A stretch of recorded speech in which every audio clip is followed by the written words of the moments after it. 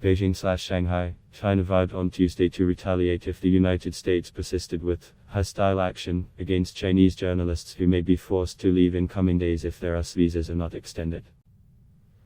Chinese Foreign Ministry spokesman Wang Wenbin told reporters at a daily briefing that no Chinese journalist in the United States had been granted a visa extension since the United States, on May 11, limited their stay to 90 days, with an option to extend. The US has been escalating its actions against Chinese journalists, Wang told reporters. The US should immediately correct its mistake and stop its actions.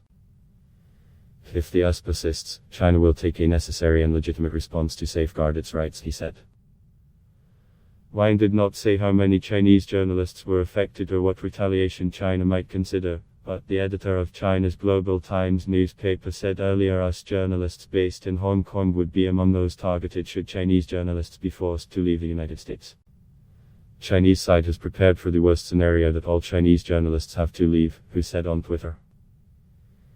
If that's the case, Chinese side will retaliate, including targeting US journalists based in Ache.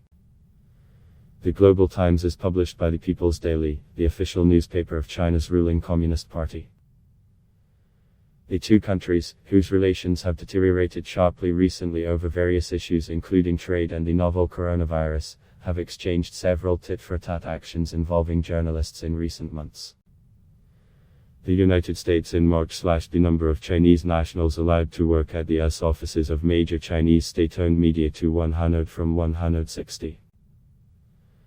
China expelled US journalists working for three US newspapers, New York Times, Wall Street Journal and the Washington Post, this year and has threatened to match any more US action against Chinese journalists. In video, China vows retaliation if any US action against journalists.